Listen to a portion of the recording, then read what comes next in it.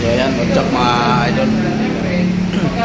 Ngayong araw mga idol ay nandito po tayo sa Motor Trade Pulo Cabuyao. So, dahil sinamahan natin yung customer natin mga idol na kukuha ng isang motor na Supremo para doon sa kanyang Jeep Cycle.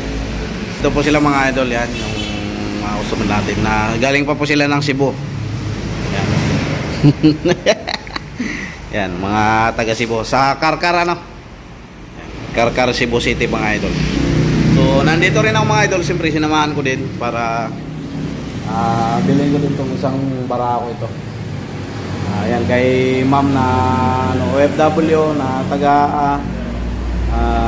Australia. Yan.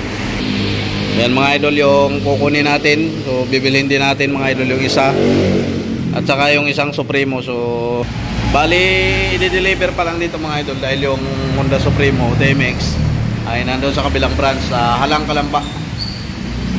So waiting tayo dito mga idol dito sa Motor Trade Pulo Cabuyao. Ayan. So nandito tayo sa Motor Trade Pulo Cabuyao mga idol. Sa mga customer na nasa ibang bansa, mga OFW na gusto magpa-line up sa atin ng Jeep Cycle Sidecar, pwede nyo po ipabili sa akin yung mga unit na motor ninyo para masabitan kaga natin ng sidecar. Ang requirements lang naman mga ka-sidecar ay bibigyan nyo po ako ng requirements. Siya yung kapalit ngayon na mekaniko ngayon Yan, wala na kasi si Sir Liam, nag-resign na. So bali mga idol, kapag bumili kayo ng motor, nandyan kayo sa abroad, so kailangan lang ay bigyan po ninyo ako ng authorization letter na in-authorize nyo ako na ako yung bibili ng motor nyo. Katulad ng ginawa ni ma'am once Mick. Yan, di ko maano yung pangalan niya mga idol, hirap nasa ano po siya mga idol, bansang Australia. So pinabili sa akin yung Kawasaki 175 na Barako.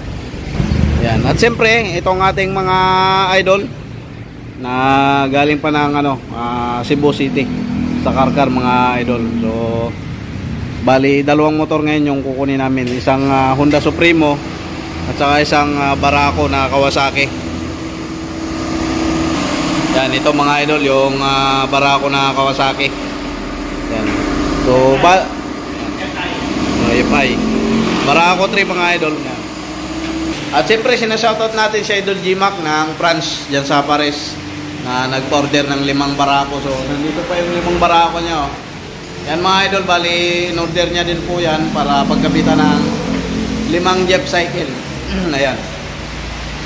Yan yung kanyang in-order. Yan, 3 dito, tapos may 2 doon sa loob.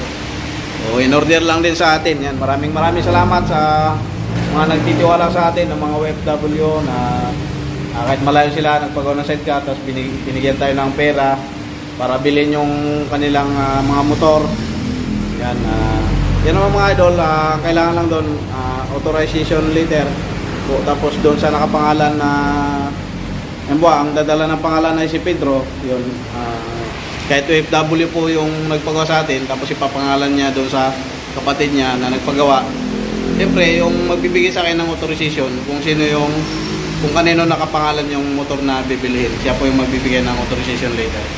Para siyempre, ang purpose po ng mga idol, kasi pagka bumili tayo ng motor, papawid sidecar natin, ang purpose po nun, authorization po ako na maglakad ng motor nila doon para doon sa affidavit na ipapawid sidecar yung motor na bibilhin na magsasabitan ng sidecar. Yan. Yan, ito katulad kila idol, nandito. Kailangan ng authorization dahil sila mismo sumama na sa akin para bilhin yung Honda Supremo. Sila na yung nandito, sila yung mismong bibili, silang magbabayad. So ito pa yung dalawang Kawasaki natin na in order na taga si G-Mac Ginoo ng bansang Paris sa France. Yan.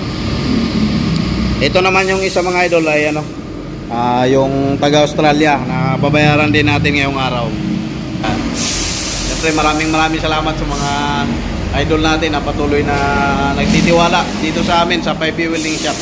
Yan, sa mga nagbibigay ng pambili ng motor para mabili yung kanilang mga motor para mapabilis tayo mga idol. Yung iba kasi mga idol sa lugar nila binibili. Tapos minsan gusto nila deliver ng buo, lalo na mga taga Davao, Masbate, mga ganyan, mga Visayas.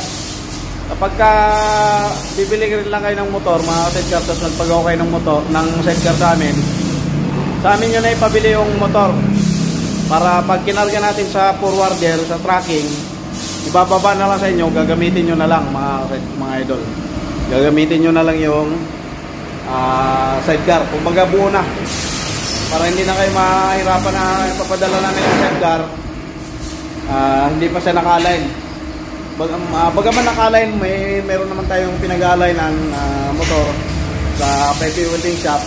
Iba pa rin yung dito na natin bilhin ng motor, tapos sasabitan ng sidecar, hindi pa yan live, papadeliver sa forwarder.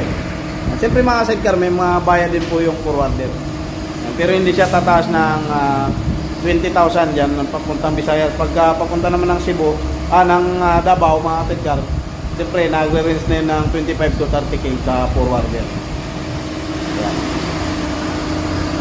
Then maraming salamat mga sidecar sa patuloy na nakasubscribe, nakapalo sa ating YouTube channel, Mr. M Studio Official. God bless po sa inyo lahat. Maraming salamat. Idol.